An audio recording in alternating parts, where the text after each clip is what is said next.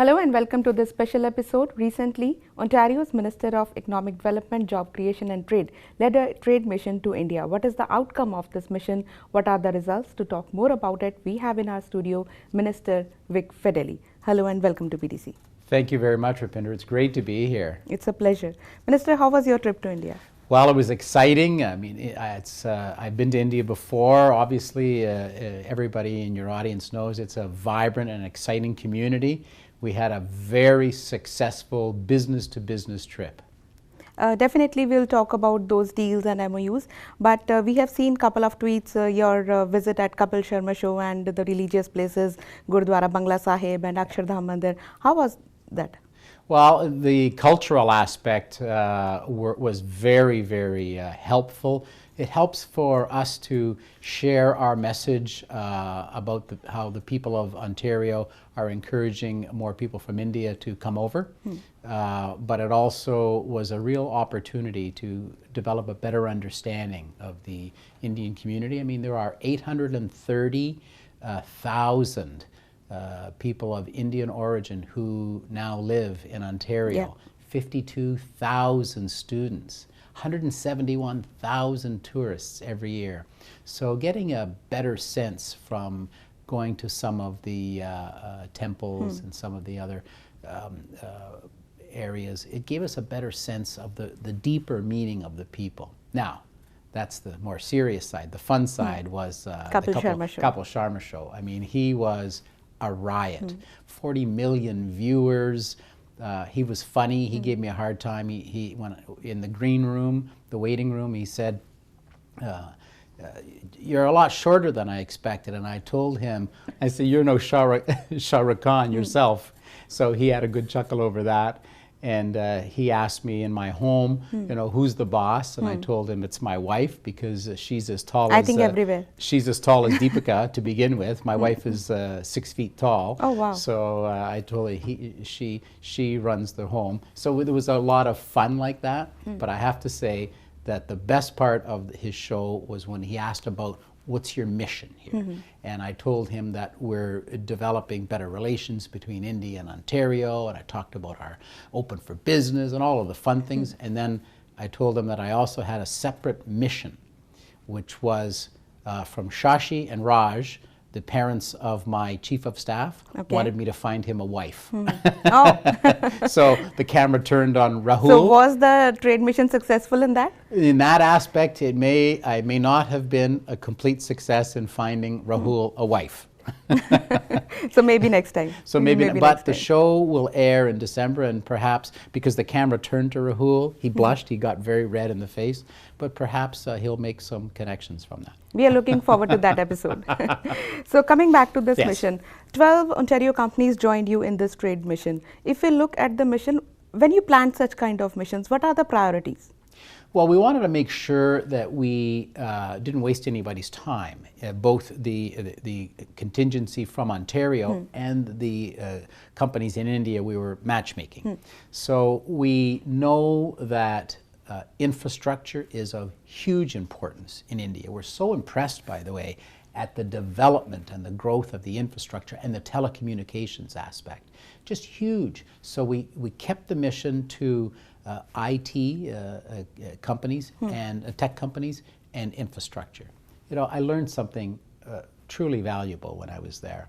30 Indian people who live in rural India, every minute of every day move to an urban setting. 30. That's 16 million a year.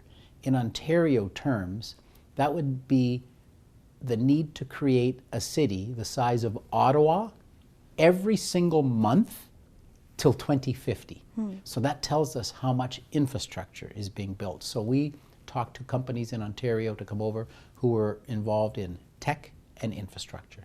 So that meant of the 150 meetings that they had business to business, it meant they were targeted, and it turned to be very successful for them.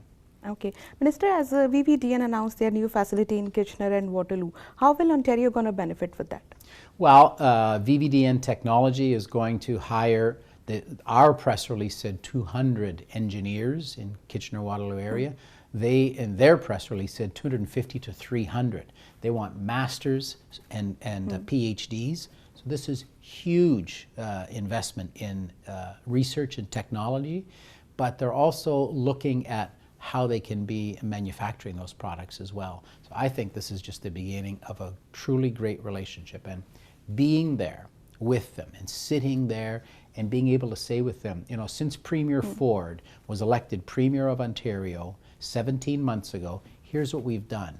We were able to carve out almost 5 billion Canadian dollars out of the cost of doing business.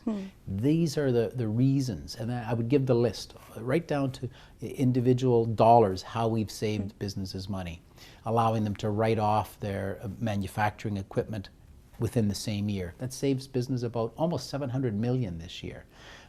The Workplace Safety Insurance Bureau, we've rolled back those premiums by over 30%. That's a savings of more than $2 billion to business. So these are the kind of notes all of the meetings that we had, the business community was writing. Very impressed with that.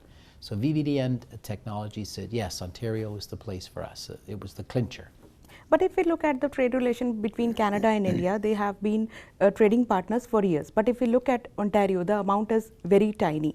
Only 20 Ontario companies, they are doing operations in India, and 50 Indian companies doing operations in Ontario. Do you think this number is going to increase in coming days? Well, Rupinder, I have to tell you, when I first did the research and saw those very numbers that you have just quoted, I thought there was a typo. I thought there was a mistake in the math, a mistake in the journal I was reading. How could a country of 1.3 billion people, how could we only sell them $389 million a year, $400 million, call it. Think about our relationship, Ontario to US and back. We do $400 billion in two-way trade with the United States. US, yes. India, we do 400 million in exports. I thought that was a mistake. So to me, first of all, it's not a mistake. That is what we do. Yeah. It's shockingly low. It's virtually nothing. Our number one export is helicopters and airplanes. So 400 million, that's not, you know, it's only a few airplanes. Because India is a vibrant market. Exactly. The second largest export is scrap metal. Really? We can't come up with better business-to-business products?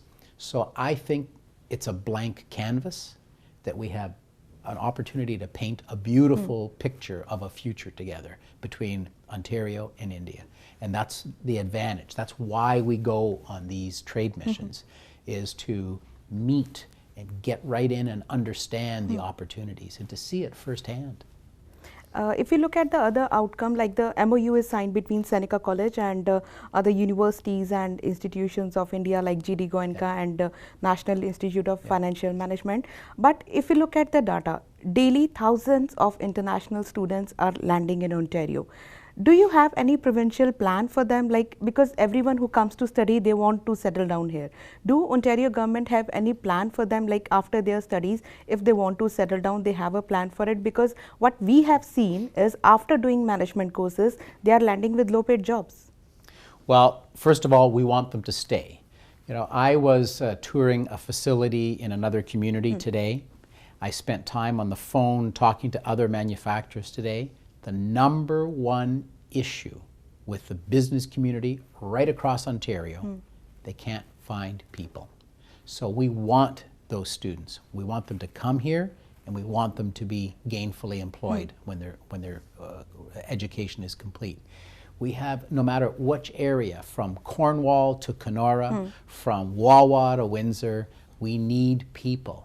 And we need people to fill those skilled trades. So we will do everything in our ability to help train them for the jobs that are required. It's been a real mismatch in Ontario in the past 15 years. We're training people for jobs here, but we need the jobs here. Yeah. They're not together. And so that's what Premier Ford has said. We will train more people in the skilled trades. We will put more emphasis on employers offering these apprentice positions. We will help by funding part of that apprentice skill training through the employer, we're going to fund those things now to a far greater extent than was ever imagined. So I think that's a fundamental difference, is that we acknowledge there's a shortage of skilled trades and we're doing something about it. And how is the Indian institutions and universities are going to benefit with this MOU signed with Seneca College? I think Seneca is a real leader in international work, by the way. I think they did a remarkable job, signed 3 different MOUs. This is a really great exchange for and an opportunity for greater students into Ontario. It's an exchange of talent, it's an exchange of leadership, it's an exchange of the professors at the top end. So again, it will extend the understanding of each other's culture, and you can only benefit from that. I see the end result from all of their MOUs, more students. True. Well, Minister, we'll continue this conversation, but after a short break. So we'll be right back after a short break.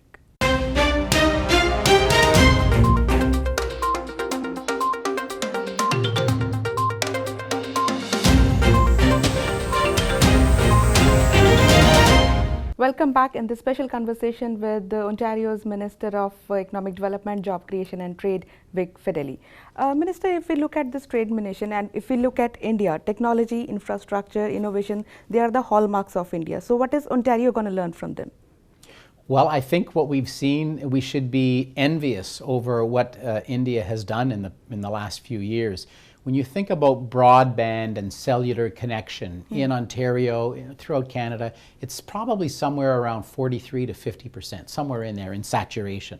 India, only a few years ago, was at a very low 7%. Today, they've leapfrogged everybody. They're at about 98%. It's shocking to see what they've done, and remarkable and envious. So that tells us we have a lot of catching up to do with India when it comes to technology. Most people wouldn't understand that. They would think the opposite is true. Not at all. We're envious of the expertise that they've developed. And if you look at the automotive sector, Ontario is second largest in North America. How India can benefit from that? Well, there's a great opportunity here now. Under the USMCA or NAFTA 2.0, the content, the local content requirement in vehicles is going to increase. And by local, we mean Canada, US, and Mexico. But by local, we like to think Ontario. It will increase, the amount of parts that go in a vehicle will increase from 62.5% to 75%. So Indian companies would be encouraged to come and set up shop in Ontario to manufacture parts. We have the big 5 auto parts manufacturers are all here in Ontario. It's the only place in North America where all 5 are in one jurisdiction. Plus we have a truck manufacturer, Hino, in Woodstock. So we've got 6 automotive companies. If you manufacture your parts, you won't be able to ship as many into Ontario or the US or Mexico. You need to make them here. And so that's your opening entree to come to Ontario, is for NAFTA 2.0. But the bigger picture is, don't restrict it to automotive. You've got $1 trillion in trade that flows through these 3 countries. And you can have free trade into all of that, no matter what you make, by being located in Ontario. But even take it further than that, Ontario is the only jurisdiction in the G7 that has so many free trade agreements, whether it's in Latin America, Japan, Korea, Europe, the UK. We have free trade agreements all over the world. We have the most in the G7. So this is a great opportunity for Indian companies to come to Ontario. We're open for business, we're open for immigration, we're excited. Join the 830,000 fellow Indians who are here in Ontario and be a part of the business ecosystem. But Minister, there are 2 aspects. Being open for business, you are urging India to come and invest and do their operations in Ontario. But if we look at Ontario, due to this red tape, the business, they are moving to US. So what we're seeing is a huge red tape reduction program that we've launched. Premier Ford has mandated that we take $400 million out of the cost of doing business in Ontario by the end of next year by the reduction of red tape. And so we're making it more attractive to do business here. Again, this what we call the accelerated capital cost, saving $700 million. We're lowering the cost of corporate taxes. We have a bill on the floor right this minute to lower the cost of small business tax rate. We have another bill on the floor right now to reduce 82 pieces of red tape. So we are going head to head with the U.S.